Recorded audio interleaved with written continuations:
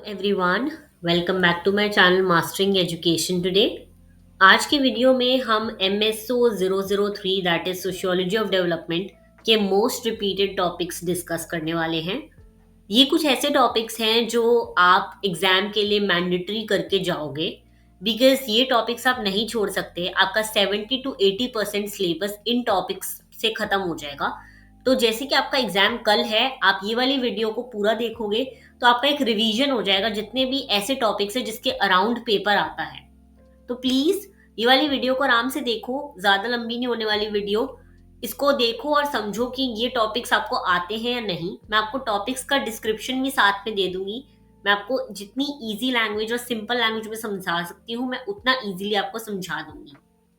तो चलिए बिना टाइम वेस्ट करे वीडियो स्टार्ट करते हैं। सबसे मैं आपको बताना चाहती हूँ कि ये मैंने टॉपिक्स निकाले कैसे हैं। मैंने पिछले 10 साल के पेपर एनालाइज करे तो ये अराउंड 20 टर्म पेपर्स थे आपके जून और दिसंबर के मिलाकर।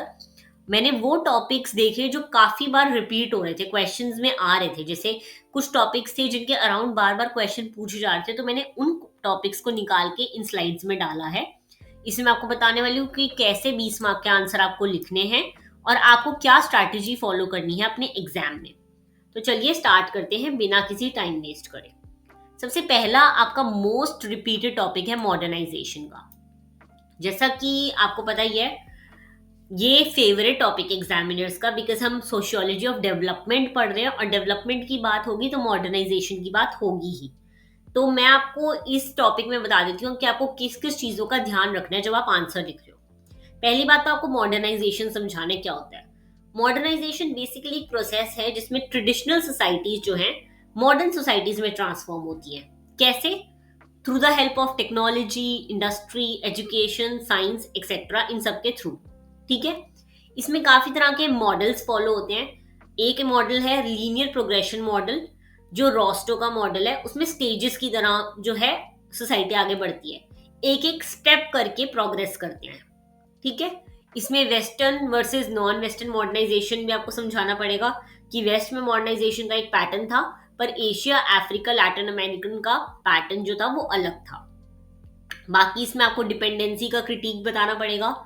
फ्रैंक ने दिया था, उन्होंने बोला था कि मॉडर्नाइजेशन एक बायस्ड थ्योरी है जो वेस्ट को आइडियल मानती है कि हम वेस्ट को कॉपी करेंगे तो ही हम मॉडर्नाइज होंगे, बट ऐसा नहीं है। ठीक है। फिर आती हैं कुछ इंडियन केस स्टडीज वगैरह, आपको उसके बारे में लिखना पड़ेगा। जैसे कि अर्बनाइजेशन हो गया, IT रेवोल्यूशन हो गया, इंडस्ट्रियलाइजेशन, रेलवे, सब इंडिया के मॉडर्नाइजेशन का एक एग्जाम्पल है, तो आपको ये मेंशन करना है। यूजुअली मैं आपको बता दूं, ये जो आपको की एग्जामिनेशन एरियाज मैंने यहाँ बताए हैं, आपको ये सारे पढ़ के जाने हैं। मैंने आपको डिस्क्राइब कर दिए हैं ऑलरेडी। ये सब आपको अपने आंसर में मेंशन करने हैं। अब हम देख लेते हैं क्वेश्चन क्या आता है। देखो क्वेश्चन ना ऐसे आता है कि critically evaluate modernisation theory with reference to India. अब इंडिया का रेफरेंस आएगा तो आपको केस स्टडी बतानी पड़ेगी। ठीक है। तो अपने रियल लाइफ एग्जांपल्स वगैरह से आप ये वाला टॉपिक इजीली समझा सकते हो, कोई डिफिकल्ट नहीं है। नेक्स्ट हम देखते हैं next topic, that is dependency theory. इस पे भी 20 मार्क का क्वेश्चन आता है और ये बहुत इंपॉर्टेंट टॉपिक है डेवलपमेंट के पेपर में। पहले हम देख लेते हैं कि आपको इसमें क्या क्या पढ़ाना पड़ेगा। एक तो आपको मेट्रोपोलिस सैटेलाइट सिस्टम के बारे में बात करनी पड़ेगी, जो फ्रैंक ने दिया था। यहाँ पे मैंने दे रखे, फ्रैंक का आइडिया है मेट्रोपोलिस सैटेलाइट रिलेशनशिप्स। इसके अकॉर्डिंग ना, फ्रैंक के अकॉर्डिंग रिच कंट्रीज को हम मेट्रोपोलिस कहते हैं और पुअर कंट्रीज को सैटेलाइट कहते हैं। तो रिच कंट्रीज का सरप्लस एक्सट्रैक्ट करती हैं पुअर कंट्रीज। ठीक है। जिससे अंडर डेवलपमेंट क्रिएट होता है। यानी कि आप समझ सकते हो कि रिच कंट्रीज जो है वो यहाँ से लेबर ले जाती है पुअर कंट्रीज से और फिर उनको एक्सप्लॉइट करती है, जिसकी वजह से जो डेवलप्ड कंट्रीज है वो तो डेवलप होती जा रही है, लेकिन जो अंडर डेवलप्ड है वो और अंडर डेवलपमेंट जाई जा रही है। ठीक है। इसलिए इस टॉपिक को हम डेवलपमेंट ऑफ अंडर डेवलपमेंट भी कहते हैं। यानी कि पुअर नेशंस नेचुरली पुअर नहीं है, उन्हें हिस्टोरिकली एक्सप्लॉइट किया गया है। इतना ज्यादा उनसे resources, raw materials, labour use करा गया कि वो अंडर डेवलपमेंट में आ गई है। ठीक है। इसमें आपको सेंटर पेरिफेरी मॉडल भी समझाना होगा कि जैसे कि इसमें बताना होगा कि वर्ल्ड सिस्टम में कोर हमेशा कोर कंट्रीज होती है, जो रिच कंट्रीज है जिनके पास सब कुछ है। ठीक है। वो हमेशा पावरफुल होती हैं और पेरिफेरी कंट्रीज जो होती हैं वो कोर पे डिपेंडेंट हो जाती हैं। हर चीज के लिए, जो भी एक फिनिश प्रोडक्ट होता है उसके लिए बेसिकली। फिर हम बात करेंगे इसमें ग्लोबल कैपिटलिज्म क्रिटिक की, जैसे कि ट्रेड, फाइनेंस, एमएनसी सब सिस्टम ऐसे स्ट्रक्चर्ड है कि जो इनइक्वालिटी है ना वो रिप्रोड्यूस होती रहती है। देखो, ट्रेड, फाइनेंस, एमएनसी से क्या हम बात कर रहे हैं, जितने भी सिस्टम्स है ना ये इनइक्वालिटी क्रिएट करते हैं। एमएनसीज में भी आपको पता है कि सोशल हायरार्की फॉलो होती है, तो इनकी वजह से जो है हमारा सिस्टम और खराब होता जा रहा है, ऐसा बोला गया है। ग्लोबलाइजेशन वाला जो पार्ट है वो इतना यहाँ पे आप डाल सकते हो। इसमें आपको बेसिकली जो क्वेश्चन आता है 20 मार्क का, वो आ जाता है कि कंपेयर करो डिपेंडेंसी एंड मॉडर्नाइजेशन थ्योरी। तो आपको दोनों का जो कंपैरिजन है वो आना चाहिए। बाकी अब हम नेक्स्ट बात कर लेते हैं, जो कि नेक्स्ट रिपीटेड टॉपिक है, that is development and under development. बहुत ईजी है, ये भी डिफिकल्ट नहीं है। हमको यहाँ पे सिर्फ इन दोनों की ना डेफिनेशंस देखनी है बेसिकली। देखो, पहले तो मैं बता दूं कि क्लासिकल मीनिंग क्या है डेवलपमेंट का। डेवलपमेंट क्या होती है, जब ग्रोथ, जीडीपी, इंडस्ट्रियलाइजेशन, टेक्नोलॉजी ये सब जब बढ़ रहा है, एक तरह आपकी इकोनॉमिक प्रोग्रेस हो रही है, तो वो डेवलपमेंट हो गई। यहाँ पे मैंने बता रखा है, देखो सब कुछ ठीक है। ये है क्लासिकल मीनिंग। बाकी हम कंटेम्प्ररी मीनिंग देखें, यानी कि पुराने टाइम का मीनिंग देखें, तो इसमें आ जाता है human development, capability approach, sustainability, gender equality, यानी कि एक होलिस्टिक अप्रोच है। इसमें सिर्फ इकोनॉमिक डेवलपमेंट नहीं हो रहा, ह्यूमन डेवलपमेंट भी हो रहा है, सोशल डेवलपमेंट भी हो रहा है, जेंडर डेवलपमेंट भी हो रहा है। हर चीज को देखा गया है, हर चीज के पर्सपेक्टिव को इस डेफिनेशन में डाला गया है। अब हम देख लेते हैं इंडिकेटर्स क्या होते हैं कुछ डेवलपमेंट के। हमें पता ही है HDI, लिटरेसी और per capita income, environment indicators, ये सब आपके की इंडिकेटर्स है डेवलपमेंट के। यानी कि अगर ये सब अच्छे हैं, आपका ह्यूमन डेवलपमेंट इंडेक्स अच्छा है, आपका लिटरेसी रेट अच्छा है, लाइफ एक्सपेक्टेंसी बहुत ज्यादा है वहां पे किसी कंट्री में लोगों की, तो यानी कि वो कंट्री में डेवलपमेंट अच्छा हो रहा है। ठीक है। कॉजेज ऑफ अंडर डेवलपमेंट अगर हम देखें, तो colonialism, exploitation, political instability, weak institutions, unfair trade, resource extraction, ये सारे आपके मेन कॉजेज हैं अंडर डेवलपमेंट के। Hello hello hello.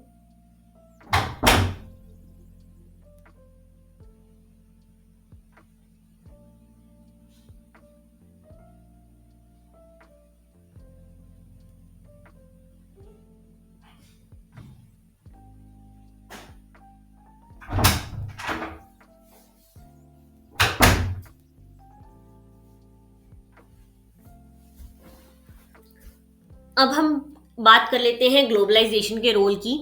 देखो, ग्लोबलाइजेशन की वजह से पॉजिटिव भी चीजें हुई थी लेकिन नेगेटिव भी हुई थी। पॉजिटिव ये हुई थी कि लोगों को अपॉर्चुनिटीज मिलके लग गई थी, टेक्नोलॉजी हमारी एडवांस हो गई और हमारा मार्केट वगैरह बढ़ गया, लेकिन रिस्क भी उतने इंक्लूडेड आ गए क्योंकि इनइक्वालिटी हो गई और हम बाहर की कंट्रीज पे ज्यादा डिपेंडेंट हो गए। एग्जाम में आपको ये सारे पॉइंट्स कनेक्ट करके लिखने हैं। अगर क्वेश्चन आता है डेवलपमेंट एंड डेवलपमेंट पे, तो आपको मीनिंग बताना है दोनों का, आपको की इंडिकेटर्स बताने हैं, कॉजेज बताने हैं अंडर डेवलपमेंट के, और आपको ग्लोबलाइजेशन का इम्पैक्ट भी बताना है उसमें। ठीक है। अब हम नेक्स्ट मूव करते हैं नेक्स्ट इंपॉर्टेंट टॉपिक पे, that is Gandhi's model of development. बहुत ईजी है, बहुत ही ईजी टॉपिक है। अगर इस पे क्वेश्चन आए तो प्लीज ये वाला कर कर आना अटेम्प्ट, बिकॉज ये बहुत ईजी टॉपिक है। देखो, गांधी जी का डेवलपमेंट मॉडल इग्नू के पेपर्स में ना 2015 के बाद से बहुत ज्यादा रिपीट हुआ है। हर पेपर में ऑलमोस्ट मैंने ये क्वेश्चन देखा है, और अगर आपको ये क्वेश्चन आते तो आपको ये करके जाना चाहिए, बिकॉज ये बहुत इजी क्वेश्चन है। इसमें आप काफी सारा मटेरियल जो है ऐड कर सकते हो। अगर हम पहला इसमें टॉपिक देखें, तो आपको जो जो चीजें अपने आंसर में इंक्लूड करनी है वो क्या क्या है। पहले आ जाता है ग्राम स्वराज। ये सब चीजें ना गांधी जी ने बात करी थी कि अगर उनकी हम डेफिनेशन में डेवलपमेंट को देखें, डेवलपमेंट का मतलब, तो ये सब उनकी डेफिनेशन में होना चाहिए एक डेवलप्ड कंट्री में, या फिर एक ऐसी कंट्री में जो डेवलप होना चाह रही है। पहले आ जाते हैं ग्राम स्वराज, यानी कि विलेज का सेल्फ रूल। यानी कि आइडिया ये है कि रूरल इंडिया जो है वो स्ट्रांग होगा तो ही नेशन स्ट्रांग होगा। अगर किसी कंट्री में विलेजेस वगैरह सेल्फ सफिशिएंट हैं, वो अपने लिए भी ग्रो कर पा रहे हैं, बाहर भी भेज पा रहे हैं, तो हमारी जो कंट्री है वो एक नेशन जो है वो और स्ट्रांग होगा। उन्होंने ट्रस्टीशिप की प्रिंसिपल की बात करी, यानी कि जो वेल्थ होल्डर्स है, जिनके पास बहुत पैसा है, उनको एज अ ट्रस्टीज वर्क करना चाहिए सोसाइटी के, यानी कि उनको वेल्थ का अच्छा इस्तेमाल करके सोसाइटी को गिव बैक करना चाहिए, ना कि सोसाइटी को और एक्सप्लॉइट करना चाहिए। उन्होंने क्रिटिक करा इंडस्ट्रियलाइजेशन का।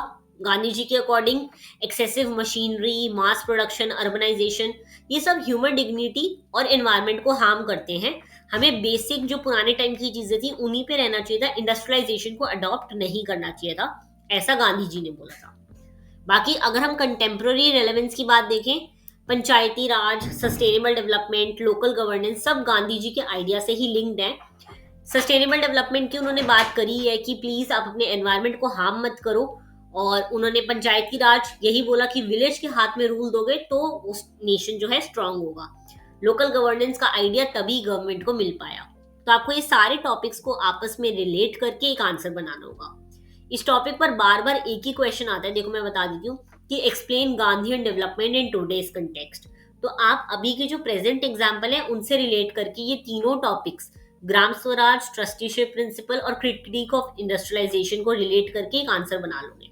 ठीक है, अब हम नेक्स्ट इंपॉर्टेंट टॉपिक पर चलते हैं, दैट इज सस्टेनेबल डेवलपमेंट। सबसे इजी टॉपिक और सबसे रिपीटेड टॉपिक है ये, और मैं कहती हूँ अगर ये आता है तो प्लीज इसको करके आना, क्योंकि इससे इजी टॉपिक नहीं हो सकता कोई पेपर में।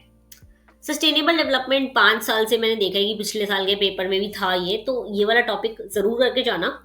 जैसे ये टॉपिक आएगा ना तो आपको जो चीजें समझानी है वो क्या क्या है मैं बता देती हूँ। एक तो सस्टेनेबल डेवलपमेंट का मतलब क्या होता है। सस्टेनेबल डेवलपमेंट का मतलब होता है कि अभी के जो लोग हैं वो रिसोर्सेज को इस तरह इस्तेमाल करें कि फ्यूचर में जो जनरेशन है उनके लिए भी सेव हो जाए और वो भी वो यूज कर पाए। ना हम लोगों को हमारे इंटरेस्ट को खत्म करना है और हमें इतना एफिशिएंटली उन्हें यूज करना है कि आगे की जो जनरेशन है उसके लिए भी वो सेव रहे।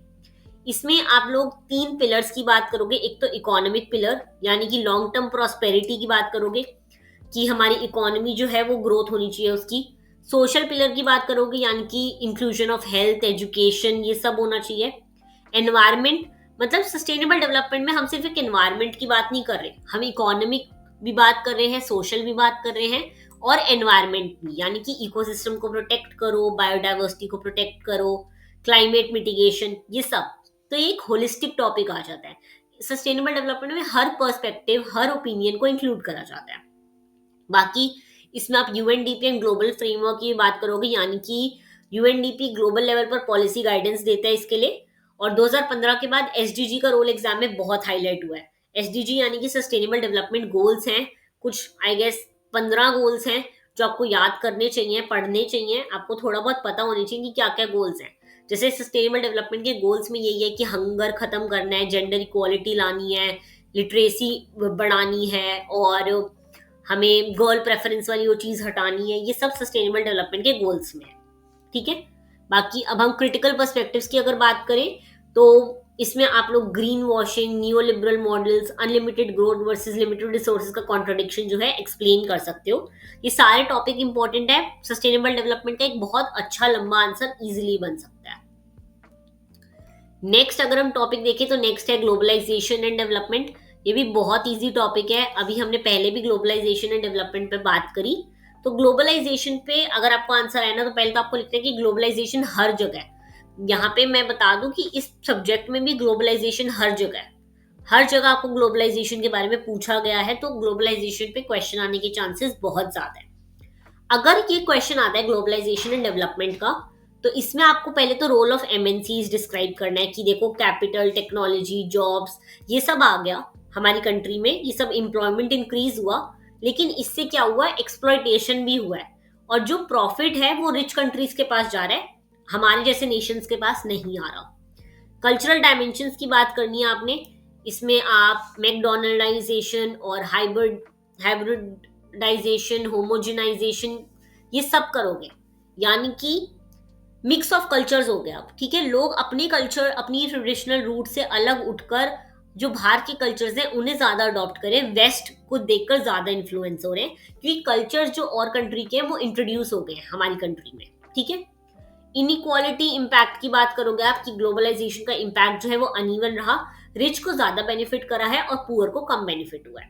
ठीक है, इसमें बहुत सारे क्वेश्चन जो हैं वो इंडिया स्पेसिफिक पूछे जाते हैं कि इंडिया से रिलेट करके बताओ ग्लोबलाइजेशन का। तो आपको यही सब लिखना है कि इंडियन का एग्रीकल्चर जो है वो बढ़ा, लेकिन उससे क्या हुआ, जो ग्रीन रेवोल्यूशन आया उससे सॉइल भी खराब हुआ। ये सब आपको एक्सप्लेन करना है अपने आंसर में। बाकी global capitalism and local society में यही वाले क्वेश्चन जो है बेसिकली पूछे जाएंगे, सोशल स्ट्रक्चर्स, ट्रांसफॉर्मेशन, ये सब कीवर्ड्स हैं जो आपको अपने आंसर में मेंशन करने हैं। नेक्स्ट अगर हम देखें, मोस्ट रिपीटेड टॉपिक है सोशल मूवमेंट्स एंड डेवलपमेंट का। ये भी एक इजी टॉपिक है। इसमें basically social movement development studies का बैकबोन है। जब सोशल मूवमेंट्स हुए तो ही तो डेवलपमेंट हुआ। अगर हम देखें इसमें क्वेश्चन ऐसे आ जाएंगे, देखो न्यू सोशल मूवमेंट में आपको जो बहुत नए सोशल मूवमेंट है जो अभी हम कंट्री में देख सकते हैं, जैसे कि एनवायरमेंट पे अभी हुआ, दिल्ली के पोल्यूशन पे करा था उन लोगों ने, फेमिनिस्ट मूवमेंट हो गए, एलजीबीटीक्यू मूवमेंट्स हो गए, आइडेंटिटी और राइट्स बेस्ड स्ट्रगल जो है, ये सब आएगी न्यू सोशल मूवमेंट में। एनवायरमेंट मूवमेंट जो हमने पहले देखे हुए हैं वो है चिपको मूवमेंट, नर्मदा बचाओ आंदोलन, ये सारे जो हैं ये एनवायरमेंट को सेव करने के लिए जो मूवमेंट्स हुए थे। डेवलपमेंट वर्सेस एनवायरमेंट का डिबेट है ये बहुत बार क्वेश्चन आ सकता है आपको, डेवलपमेंट वर्सेस एनवायरमेंट का डिबेट, तो इस पे भी आप यही सब मेंशन करोगे। ट्राइबल राइट के मूवमेंट्स के बारे में आप लिख कर आओगे अगर क्वेश्चन आएगा। और मूवमेंट्स को as a critique of development भी कह सकते हैं, बिकॉज डेवलपमेंट अगर इनइक्वालिटी क्रिएट करे तो मूवमेंट वॉइस बनकर आते हैं। यानी कि जब कोई डेवलपमेंट ऐसी हो रही है जो सबके फेवर में नहीं है तो उसके अगेंस्ट मूवमेंट्स भी करे जाते हैं। जैसे कि अगर हम देखें तो चिपको मूवमेंट यही था, डेवलपमेंट करने के लिए उन्होंने पेड़ काटने थे, बट वहां पे हमें पेड़ को बचाना ज्यादा इंपॉर्टेंट था, बिकॉज एनवायरमेंट भी उतना ही इंपॉर्टेंट है जितनी डेवलपमेंट।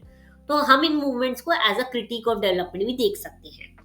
इसमें आपको स्टेट सिविल सोसाइटी के डायनेमिक्स के बारे में भी बात करनी पड़ेगी कि कभी कॉन्फ्लिक्ट होता है, कभी नेगोशिएशन होता है, दोनों मिलकर डेवलपमेंट के जो आउटकम्स है उसको शेप करते हैं। नेक्स्ट अगर हम रिपीटेड टॉपिक देखें, that is state, market and civil society. इसमें काफी सारे टॉपिक्स हैं जो आपको पढ़ने पड़ेंगे। अगर मैं आपको थोड़ा बहुत आइडिया दूं तो ये जो टॉपिक्स मैंने यहाँ पे 4 दे रखे हैं, ये कुछ ऐसे की टर्म्स हैं जो आपको इस आंसर में लिख कर आने हैं। देखो, वेलफेयर स्टेट एरा, ये पोस्ट इंडिपेंडेंस बात हो रही है, जब स्टेट लेड डेवलपमेंट होती थी, यानी कि पब्लिक सेक्टर वेलफेयर प्रोग्राम्स इन सब से पहले, इंडिपेंडेंस से पहले की। ठीक है, फिर लिबरलाइजेशन वाला आया हमारा, जब एलपीजी इंट्रोड्यूस हुआ तो ये जो थी हमारी प्राइवेटाइजेशन वाली हुई, इकोनॉमी को और लोगों के लिए खोला गया, स्टेट का कंट्रोल हट गया, प्राइवेटाइजेशन हो गया क्योंकि। फिर नियो लिबरल स्टेट होता है जब मार्केट लेड पॉलिसीज आई, प्राइवेट सेक्टर को और पुश करा गया, जो रिसेंटली हुआ था। और अब जो है कंटेम्प्ररी मॉडल्स आ गए हैं, यानी कि पब्लिक प्लस प्राइवेट पार्टनरशिप होने लग गई है, मल्टीपल स्टेक होल्डर आ गए हैं, एनजीओ है, स्टेट है, मार्केट है, ये सब आपस में काम कर रहे हैं एक बेटर सोसाइटी के लिए। अब इन सब के रोल्स क्या होते हैं, देखो स्टेट का रोल होता है basically policy, welfare, infrastructure, redistribution, इस सबको बढ़ावा देना। मार्केट का रोल होता है कि एफिशिएंसी, इनोवेशन, एम्प्लॉयमेंट, सर्विसेज, ये सब। सिविल सोसाइटी का अगर हम देखें तो इनका काम होता है एनजीओज, अकाउंटेबिलिटी, एडवोकेसी, पीपल का पार्टिसिपेशन। तो इसमें अगर कोई भी क्वेश्चन आपका स्टेट, मार्केट और सिविल सोसाइटी से रिलेटेड आएगा तो पहले तो आपको ये सब बताना है कि पोस्ट इंडिपेंडेंस से लेके अब तक का क्या रहा है पूरा डेवलपमेंट का शेड्यूल, और उसके बाद आपको ये बताना है कि इन सबका रोल क्या क्या रहता है, स्टेट, मार्केट और सिविल सोसाइटी का रोल क्या है डेवलपमेंट में। ठीक है, इसमें आप चाहो तो आप ह्यूमन डेवलपमेंट इंडेक्स भी मेंशन कर सकते हो, जेंडर एंड डेवलपमेंट भी मेंशन कर सकते हो। तो ये शॉर्ट आंसर्स आप इसी एक आंसर में इंक्लूड कर सकते हो। इस पीपीटी में मैंने जितने टॉपिक्स बताए हैं आपको, सबसे ज्यादा इंपॉर्टेंट टॉपिक्स हैं, तो प्लीज ये पेपर के लिए जरूर पढ़ के जाना। और अगर कोई भी और डाउट्स हो तो आप नीचे कमेंट्स में मेरे से पूछ सकते हो। बाकी all the very best for your exam, मिलते हैं नेक्स्ट वीडियो में।